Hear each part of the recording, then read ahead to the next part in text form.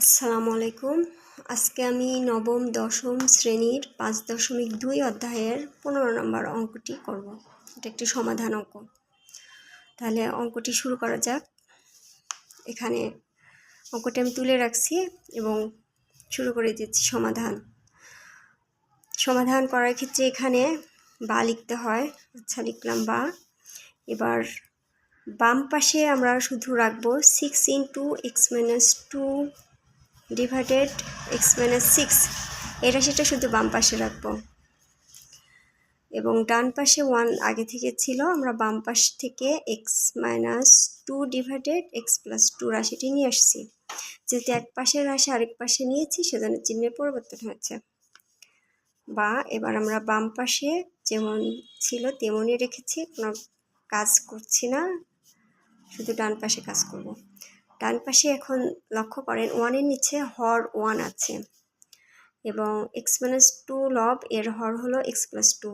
আমরা 1 এর যে হর 1 এবং x + 2 এই দুটা হরের লসাগু নির্ণয় করব। লসাগু নির্ণয়ের ক্ষেত্রে লক্ষ্য করি 1 এবং x + 2 দুইটা হর, এদের মধ্যে কোনো মিল নেই। লসাগু নির্ণয়ের ক্ষেত্রে কোনো মিল না থাকলে গুণ করে দিতে হয়। তাহলে 1 এবং x + 2 গুণ করে দিলে এর লসাগুটা হবে x + 2। এখন লসাগু x + 2, এই লসাগু x + 2কে 1 এর নিচে যে হর 1 আছে সে 1 দ্বারা ভাগ করলে হবে x + 2। x + 2 তখন 1 এর সাথে গুণ হয়ে যাবে। x + 2 এর সাথে গুণ হয়ে গেলে x + 2ই হবে মাইনাস। এবং আবার লসাগু x + 2কে হর x + 2 দ্বারা যদি আমরা ভাগ করি তাহলে 1 হবে। সেই 1 x - 2 এর সাথে গুণ করলে x - 2ই হয়, কিন্তু এক্ষেত্রে লক্ষ্য করতে হবে এই মাইনাসের সাথে গুণ হয়ে যাবে। গুণ হয়ে গেলে তখন আর মাইনাস থাকবে না, সেটা প্লাস হয়ে যাবে। এখন আমরা লক্ষ্য করব এখানে কাটাকাটি যায় কিনা। হ্যাঁ, মাইনাস x এবং +x কাটাকাটি যাবে, অর্থাৎ একই রকমের সংখ্যা যদি থাকে কিংবা একই রকমের x, y, z এরকম কোনো অক্ষর যদি থাকে তাহলে কিন্তু তাদের চিহ্ন যদি আলাদা থাকে তাহলে সেটা কাটাকাটি যায়। তাহলে -x এবং +x এটা কাটাকাটি যাবে। বা এখানে আমরা বাম পাশে যেমন ছিল তেমনই রাখবো, পরবর্তীতে এটার কাজ করা হবে। এখানে আমরা +2 + 2 যোগ করলে হবে 4 + 2 ডিভাইডেড। আচ্ছা, বা এরপরে আমরা লক্ষ্য করি 6 এবং 4 দুটোর মধ্যেই 2 আছে, অর্থাৎ দুজনকে 2 দ্বারা ভাগ যাবে। সেক্ষেত্রে আমরা 6 এবং 4কে 2 দ্বারা ভাগ করব, অর্থাৎ উভয় পক্ষকে 2 দ্বারা ভাগ করলে আমরা অঙ্কটি আরও ছোট আকারে পাবো এবং করতে সুবিধা হবে, সহজে অঙ্কটির সমাধান বের করা যাবে। তাহলে 6কে 2 দ্বারা যদি ভাগ করা যায়, অর্থাৎ 2 দ্বারা ভাগ করলে হবে 3। তাহলে 3 × x - 2 divided x - 6 equal to 4কে 2 দ্বারা ভাগ করলে হবে 2 ডিভাইডেড x + 2। এখানে আমরা লিখে দেবো যে আমরা কিভাবে কাজটা করলাম। আমরা উভয় পক্ষকে 2 দ্বারা ভাগ করেছি। তাহলে লিখি উভয় পক্ষকে 2 দ্বারা ভাগ করে। পরবর্তীতে আমরা 3 এবং x - 2 গুণ করে দেব। গুণ করলে হবে 3x - 3 × 6 divided x - 6 equal two 2 divided x + 2। বা এবার আমরা আড়াআড়ি গুণ করব, আড়াআড়ি গুণ অথবা কোণায় কোণায় গুণ। এখন 3x - 6 এর সঙ্গে যাবে x + 2 এবং 2 এর সঙ্গে যাবে x - 6।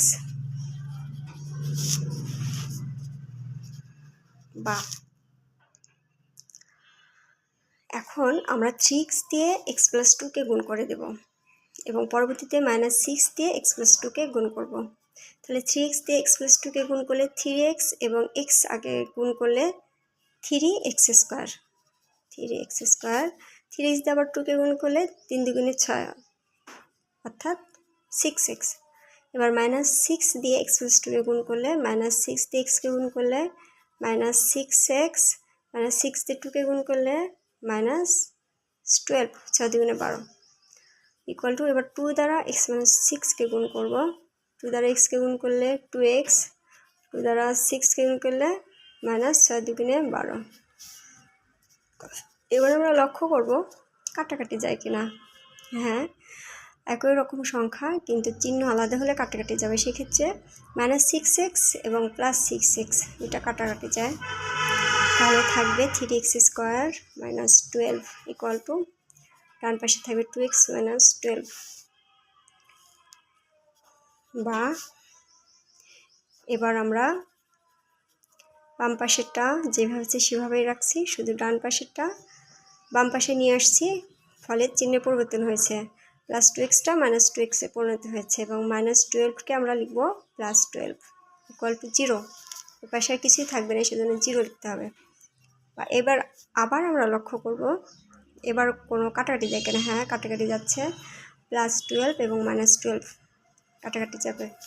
তাহলে অবশিষ্ট থাকবে 3x square -2x equal to 0। এখানে দেখব কমন যায় কিনা। হ্যাঁ, কমন যাবে। দেখা যাচ্ছে যে উভয় ক্ষেত্রে x আছে, যেজন্য দুইটা রাশির x আছে, সেজন্য আমরা x কমন নেব। x কমন নিলে এখানে থাকবে 3, একটা নিয়েছি তাহলে আরেকটা x থাকবে। এখানে একটা x কমন নেওয়া হয়েছে তাহলে 2 থাকবে ইকুয়াল টু 0। এখন x এবং 3x - 2 গুণ অবস্থায় আছে। গুণ অবস্থায় থাকলে দুটো মানই 0 হয়, অর্থাৎ x ইকুয়াল টু 0 হবে। সুতরাং x ইকুয়াল টু 0। সমাধানের ক্ষেত্রে অথবা লেখা লাগে, অথবা দিয়ে দুটোর মান নির্ণয় করতে হয়। তাহলে x এর ইকুয়াল টু 0 হলে 3x - 2 এর মানও 0 হবে। 3x - 2 ইকুয়াল টু 0 বা 3x ইকুয়াল টু -2টা ডান পাশে নিয়ে গেলে হবে +2 বা এখানে আমরা শুধু এক্সটা বাম পাশে রাখবো। 3টা যেহেতু x এর সাথে গুণ অবস্থায় আছে, সেজন্য ডান পাশে এটা চলে গেলে ভাগ হয়ে যাবে। তাহলে আমরা x এর দুইটা মান পেয়েছি, একটি হলো x এর মান 0 এবং আরেকটি হলো 2/3। তাহলে লিখতে হবে সুতরাং নির্ণয় সমাধান x ইকুয়াল টু 0 এবং 2/3, এটি অ্যান্সার হবে। অ্যান্সার। আমাদের পরবর্তী ভিডিওটি পেতে হলে আমার চ্যানেলটি সাবস্ক্রাইব করুন। আসসালামু আলাইকুম।